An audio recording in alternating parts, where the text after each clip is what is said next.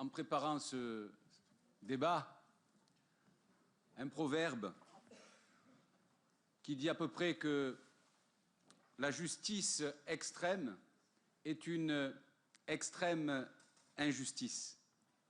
C'est très vrai parce qu'il ne peut pas y avoir, quel que soit le domaine auquel elle s'applique, de justice sans mesure, sans calme, sans pondération, sans équilibre, les fameux deux plateaux de la balance. Ces postulats démontrent à eux seuls que ces deux rapports de la Chambre régionale des comptes, eux, ne sont pas justice. Je voudrais d'ailleurs dire à M. Menucci, sur lequel je reviendrai, que les rapports de la Chambre régionale des comptes ne sont pas des jugements. Ce sont des rapports.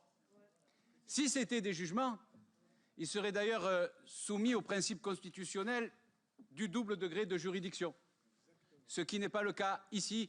En quelque sorte, un rapport de la Chambre régionale des comptes, c'est un peu comme le réquisitoire du parquet. Ce n'est pas un jugement. Monsieur le maire, vous avez voulu ce débat, que vous auriez facilement pu éviter. Certains, d'ailleurs, croyant pouvoir pénétrer votre cerveau, ont écrit avant même qu'on en ait parlé, que vous alliez tout faire pour l'éviter.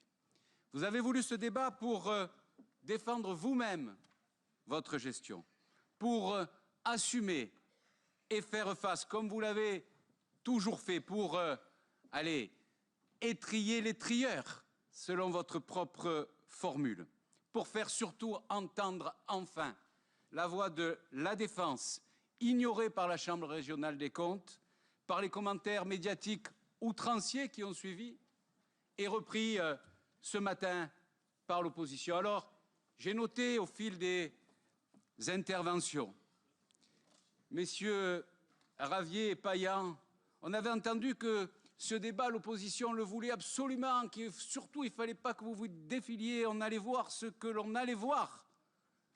Quelle déception avec messieurs Ravier et Payan, qui ont refusé d'entrer dans l'analyse des rapports de la Chambre régionale des comptes, qui ont refusé d'entrer dans la technique, comme s'ils n'avaient pas lu en entier ces rapports, comme si c'était trop technique et trop compliqué. Ils se sont contentés ce matin de rabâcher des discours politiciens répétés à l'envi depuis des années et remixés en mode électoral sur le thème « L'avenir, c'est Ravier » ou « Le renouveau, c'est Payan ». C'est dommage d'avoir esquivé le débat, de ne pas être entré véritablement comme l'ont fait l'ensemble des adjoints au maire que nous remercions dans la technique et dans les critiques et leurs réponses des rapports de la Chambre régionale des comptes. Monsieur Ravier, qu'est-ce qu'il est savoureux de vous entendre donner des leçons de loyauté, vous qui avez bazardé votre père spirituel Jean-Marie Le Pen pour se réfugier dans les bras de Fifi. Comme il est savoureux de vous entendre appeler au respect rigoureux de la loi, vous qui appartenez à un parti dont plusieurs dirigeants sont mis en examen pour détournement de fonds publics. Monsieur Marie, plus personne ne sait où vous êtes.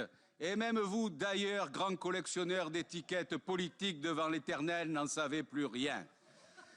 Ce n'est pas moi, d'ailleurs, mais votre voisine, également ralliée au macronisme anciennement triomphant, qui dit que si l'opposition avait été de qualité, elle aurait gagné les élections. Ça a dû faire plaisir à l'un de vos ex-collègues président de groupe socialiste, M. Menucci. Avec M. Coppola et Mme Corlotti, alors là, le ton change. La haine suinte. Le cinéma remplace le raisonnement. Ces professionnels à vie de la politique surjouent les cris et la colère pour soi-disant défendre les plus précaires qu'ils ont abandonnés depuis longtemps. Monsieur Coppola nous reproche de ne pas respecter les juges. Lui, l'allié de Mélenchon poursuivi en justice pour avoir refusé une perquisition et traduit en correctionnel pour avoir malmené un magistrat. qu'est-ce qu'il est savoureux aussi d'entendre M. Coppola, communiste devant l'Éternel, donner des leçons d'indépendance syndicale, lui le représentant d'un parti communiste consanguin avec la CGT. Madame Carlotti, vous avez osé utiliser des termes injurieux, infamants, diffamatoires pour l'ensemble des membres de la majorité municipale. Vous, la socialiste formée par Jean-Noël Guérini, vice-présidente du conseil départemental, député européen, député ministre, sans jamais rien faire pour Marseille, qui n'avait même pas eu le courage, contrairement à d'autres sur tous les bancs ici, d'aller affronter les élections législatives de 2017 pour éviter un échec annoncé. Vous, qui appelez au respect de la loi, mais qui n'hésitez pas, en violation de la loi, à citer un rapport couvert par le secret de l'instruction. Monsieur Menucci, votre plaidoyer, votre testament politique pro domo avait à certains égards quelque chose d'émouvant. Simplement, à l'époque, se sont produits les incidents de la campagne municipale de 2014. Vous m'en ferez crédit. Je me suis manifesté auprès de vous pour vous dire que ce n'était pas une façon de faire de la politique. Non, mais... et que je désavouais cette initiative. Mais dans le même temps, c'était tout aussi infamant que vos équipes publient la photo du maire de Marseille, momifié sur son lit de mort.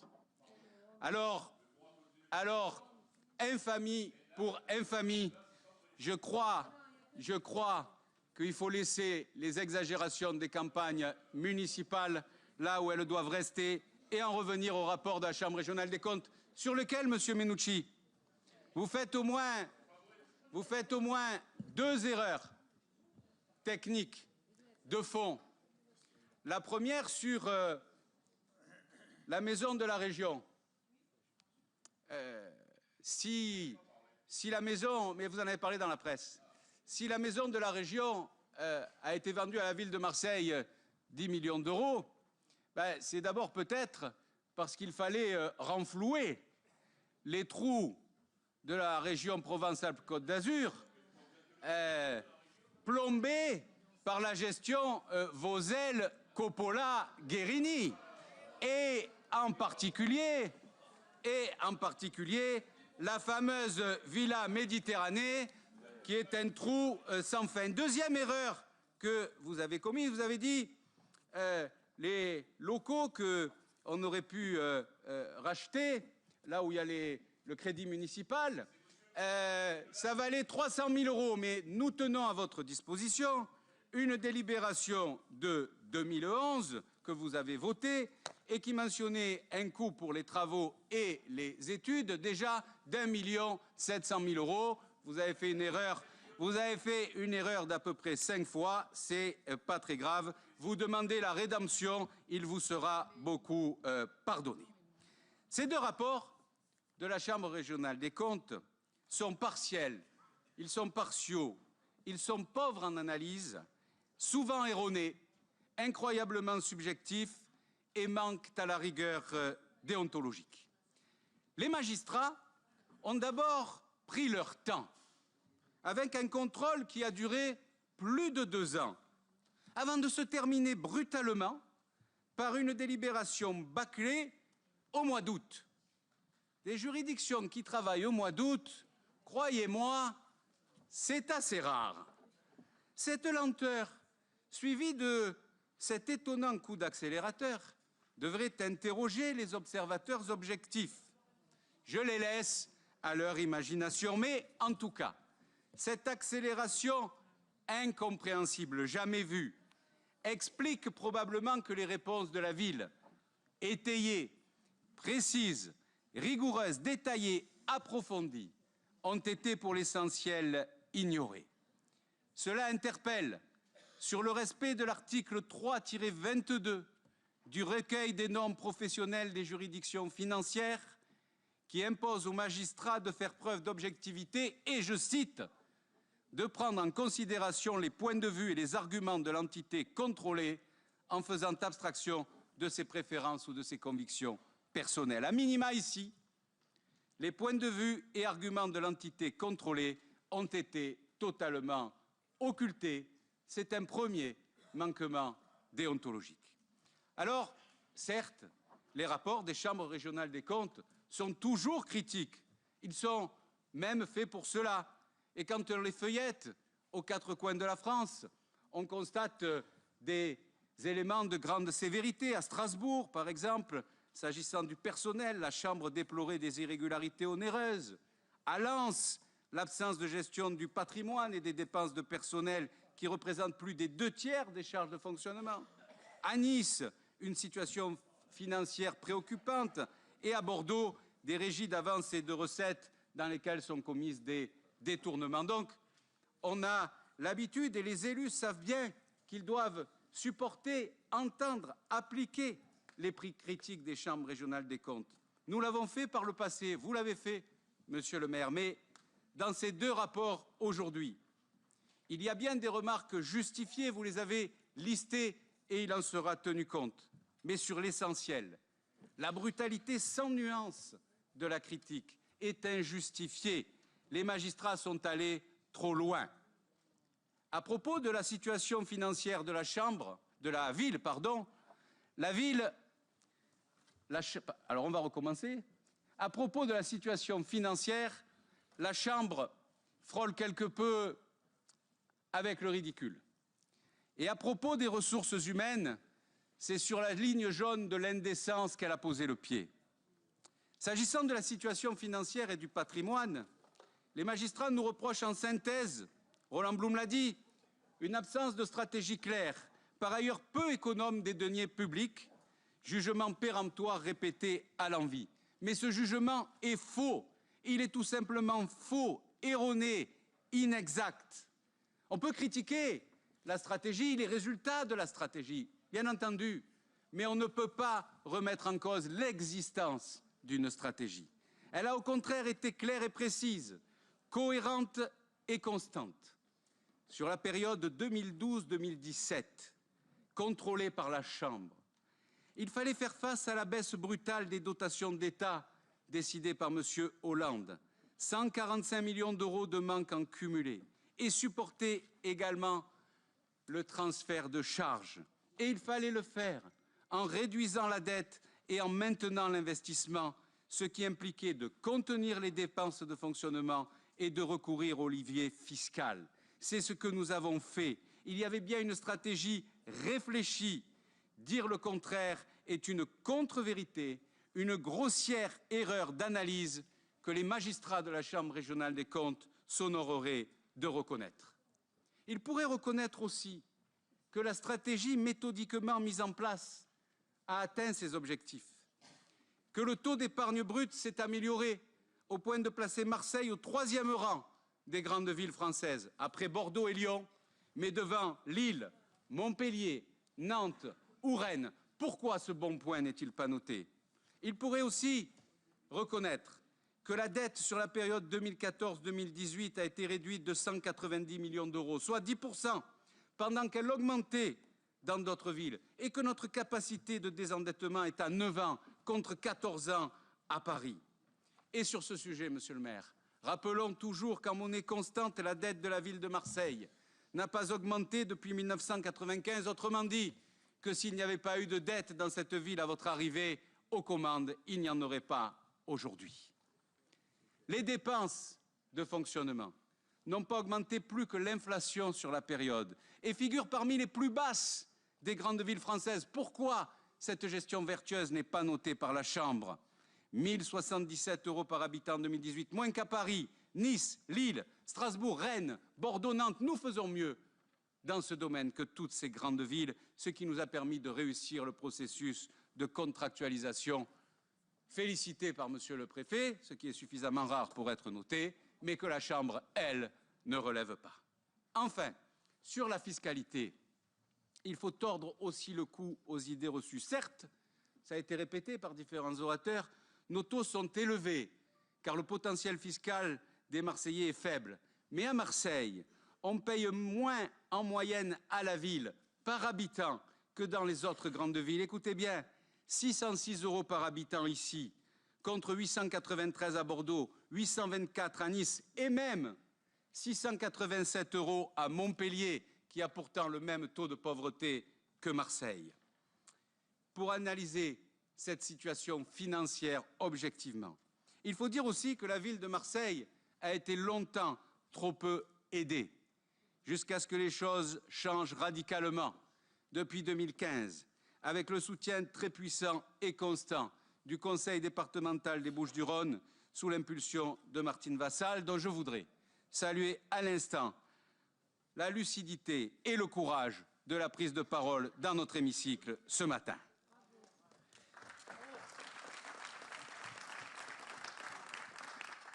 Les chiffres, c'est un peu rébarbatif, je le sais bien.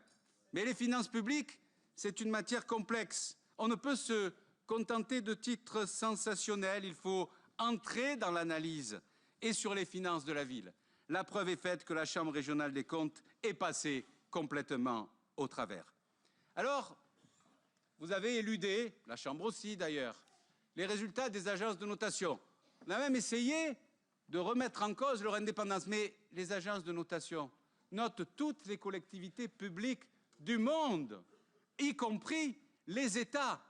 Et c'est grâce à cela que les États obtiennent ou non du crédit à un certain taux ou à d'autres. Alors, moi, je ne vais pas vous parler des notes, parce qu'effectivement, à plus, est-ce qu'on fait mieux, est-ce qu'on fait moins?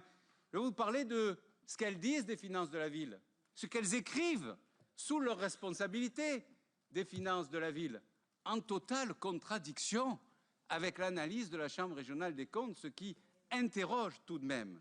Fitch écrit que la ville de Marseille exerce un contrôle étroit sur ses dépenses de gestion et que les perspectives de maintien de celles-ci sont satisfaisantes, que la structure de la dette représente un faible risque, que son niveau a diminué et que cette baisse reflète l'amélioration de l'épargne de gestion.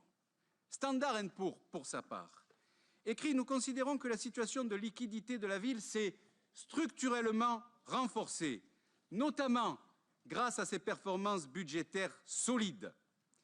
La ville a démontré à travers sa gestion financière son engagement à maîtriser ses coûts et à réduire son endettement. » Et l'agence de notation conclut ainsi, 100% à l'inverse des magistrats de la Chambre régionale des comptes. L'exécutif et l'administration démontrent une gestion rigoureuse des dépenses et des recettes. Pour ces agences, c'est tout le contraire d'une absence de stratégie, tout le contraire d'une dilapidation des deniers publics. Ça interroge sur la rigueur et la compétence des magistrats de la Chambre régionale des comptes. Dans son rapport sur les finances, la Chambre s'attache aussi au patrimoine, avec deux angles d'attaque habituels de l'opposition, sûrement le hasard, le stade Vélodrome et les écoles.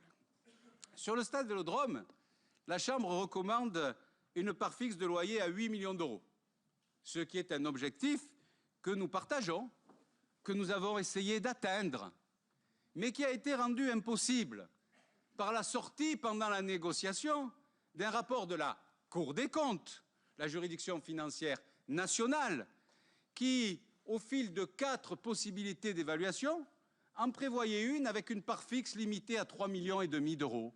Alors quand vous êtes en pleine négociation avec un partenaire et que vous prenez un coup de bâton comme ça sur la tête, le partenaire il s'accroche à cette évaluation-là et vous essayez de transiger ce que nous avons fait. Ce qu'oublie aussi la Chambre de dire, c'est que face à cette incongruité de la Cour, eh bien vous avez, monsieur le maire, interrogé par écrit, en disant mais éclairez-nous, dites ce que nous devons faire et nous le ferons, nous nous y tiendrons. Oh, mais là, que diable, on ne va pas s'engager, pas de réponse, courage, fuyons.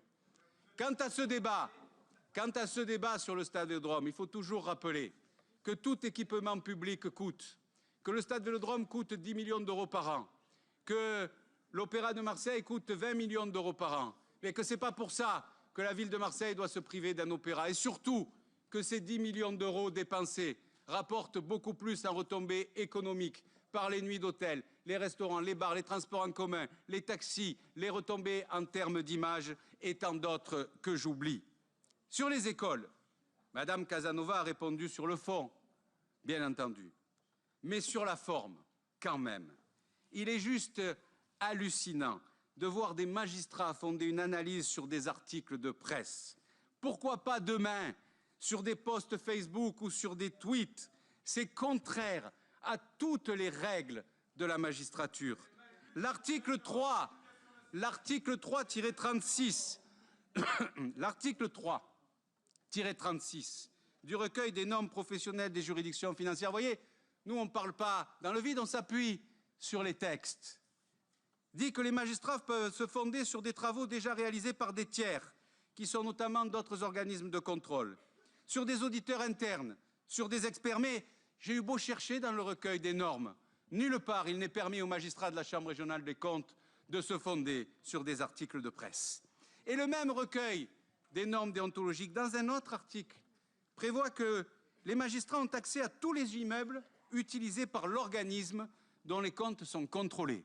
Ils peuvent procéder à toutes les vérifications portant sur des éléments d'actifs. Alors, la question qui se pose, que nous posons aux magistrats de la Chambre régionale des comptes, c'est de savoir s'ils ont visité les écoles dont ils stigmatisent l'État ou s'ils se sont seulement fondés sur les articles de presse. Parce que s'ils ne sont pas allés visiter les écoles dont ils stigmatisent l'État, ils ont une nouvelle fois manqué à leur obligation déontologique.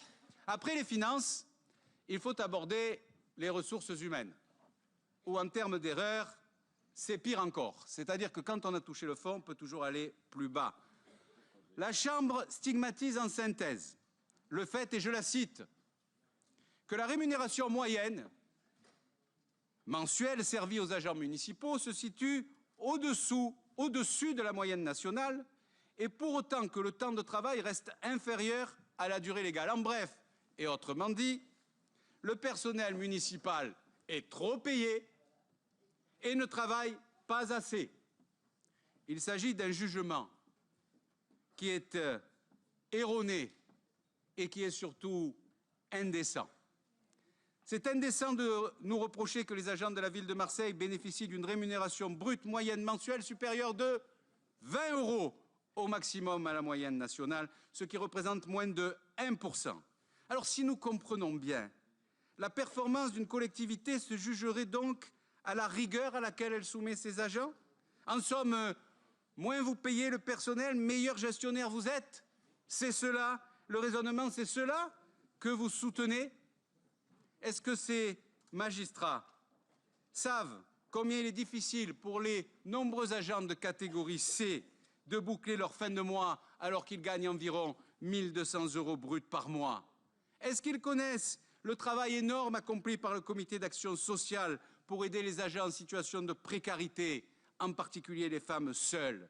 Ce jugement sur le personnel municipal n'est pas seulement indécent, il prouve une déconnexion avec la réalité, il est dangereux. La critique tenant à une prétendue trop grande importance des effectifs est elle aussi totalement fantaisiste.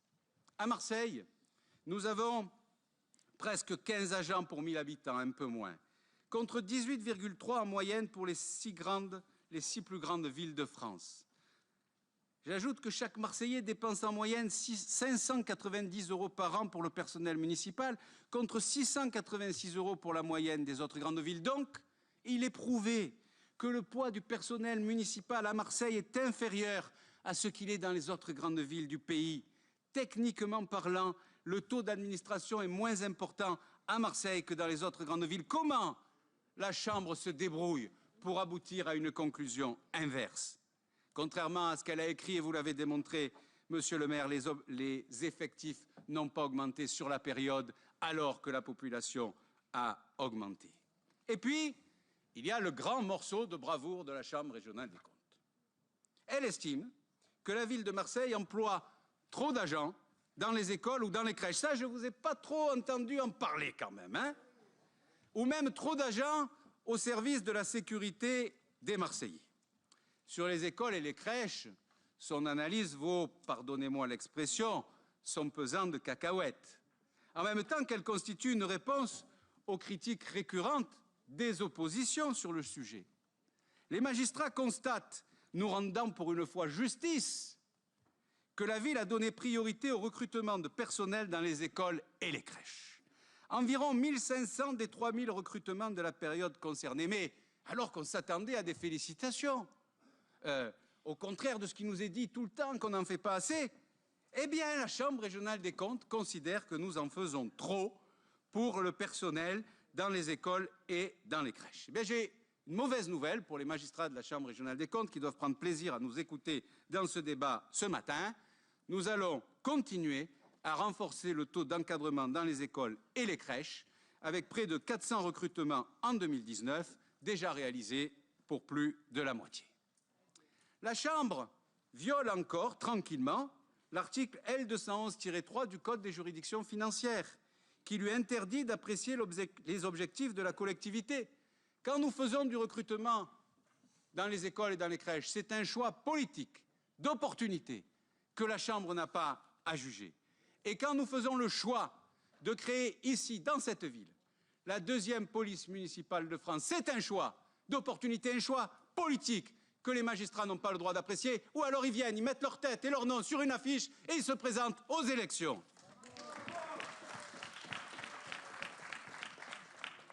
Avec ce constat sur la sécurité, d'ailleurs, la Chambre méprise le souci constant des Marseillais pour la défense de leur sécurité, qui apparaît dans les récents sondages parus comme restant leur préoccupation numéro 1.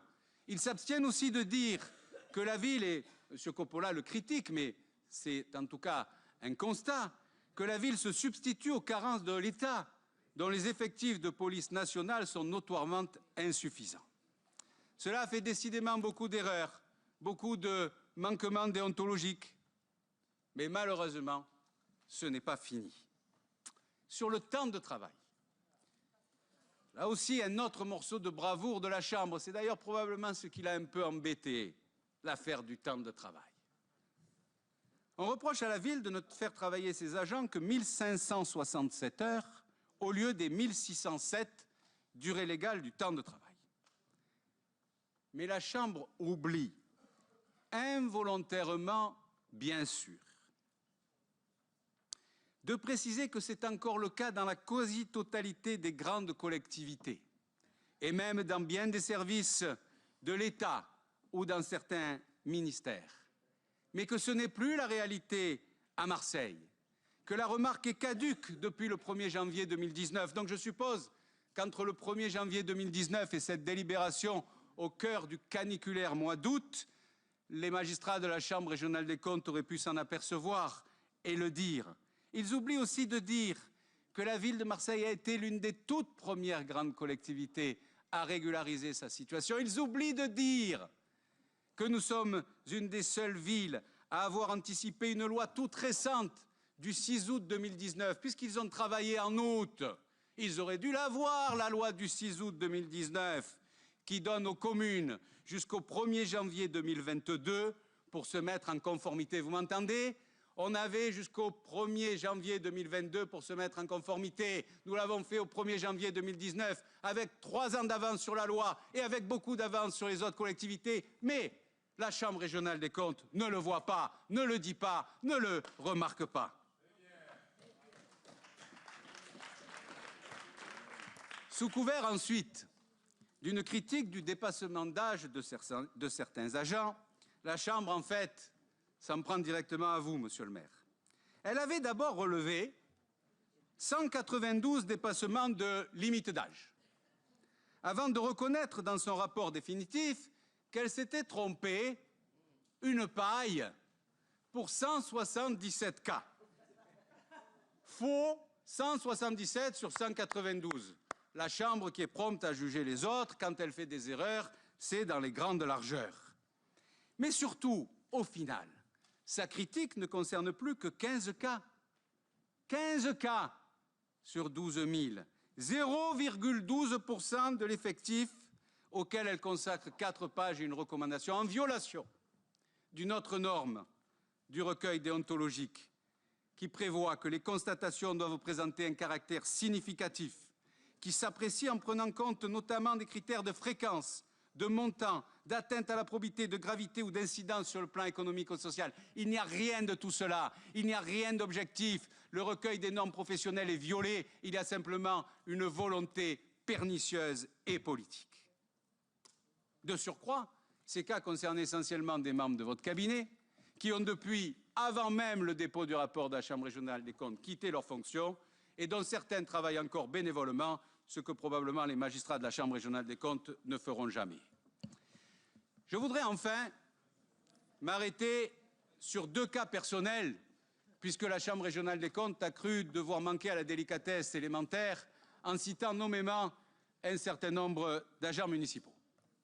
D'abord celui du directeur général adjoint de la sécurité, fonctionnaire d'État dont la Chambre conteste sur 5 pages les conditions techniques du recrutement. Mais dans quel intérêt? Où est donc le caractère significatif des remarques pour une situation réglée depuis le 1er juillet 2017? Policier national à la carrière exemplaire et sans tâche, ce fonctionnaire a fait un boulot énorme d'organisation de la première police municipale de France, de création d'un système performant de vidéoprotection.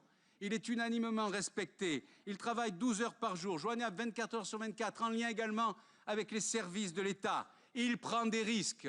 Lui, la critique de la Chambre régionale des comptes n'est pas seulement infondée, indélicate, indécente et inutile, elle est misérable.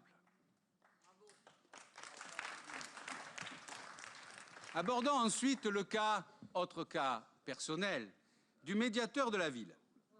Institution créée après les municipales de 2014, conformément à une promesse de campagne visant à doter Marseille, comme toutes les grandes collectivités, d'une personnalité capable de déminer les conflits entre les citoyens et l'administration municipale. La Chambre ne s'aventure certes pas à remettre en cause les compétences du bâtonnier Allegrini, mais elle ose critiquer sa nomination au motif, écoutez bien, qu'ayant été précédemment adjoint au maire, il manquerait d'indépendance.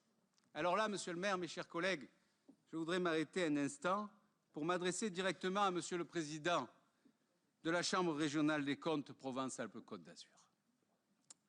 Si le fait d'avoir été adjoint au maire laisse peser un soupçon sur l'indépendance, n'est-on pas en droit de s'interroger sur l'indépendance et l'objectivité de la Chambre régionale des comptes elle-même pour juger notre municipalité lorsque le président de la juridiction actuelle était rien moins que le secrétaire général de la campagne présidentielle de François Hollande en 2012.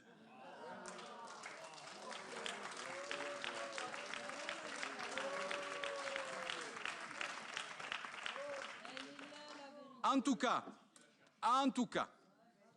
cas, cette critique sur l'indépendance du médiateur revient à tout le moins à avoir la paille dans l'œil du voisin et pas la poutre dans le sien. De même, lorsque la Chambre régionale des comptes critique le recours de la ville aux vacataires, elle oublie que l'État lui-même y a recours massivement. Vous l'avez dit, monsieur le maire, le ministère de la Justice lui-même, qui emploie près de 40 000 personnes sans bulletin de paye. Et on nous dit même que la Chambre a dû s'apercevoir, en analysant la ville, que les vacataires, ça sert à quelque chose, puisqu'il semblerait que pour boucler son rapport un peu rapidement au mois d'août, elle ait fait elle-même appel à des vacataires. Alors nous voulons croire que sur ce sujet-là aussi, nous aurons une confirmation ou une infirmation. Monsieur le maire, mes chers collègues de la majorité municipale, au moment où ce débat touche à sa fin, je veux citer un proverbe russe qui recommande, je crois que M. Menucci y faisait allusion, quelque part c'était un peu le même, qui recommande de ne pas craindre la justice, mais seulement le juge.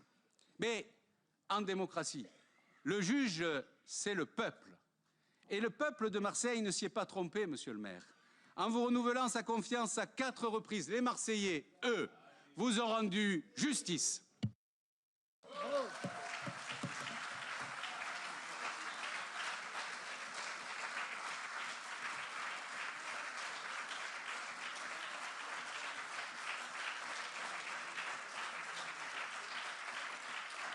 Bien. Bon, mais, chers collègues, je crois,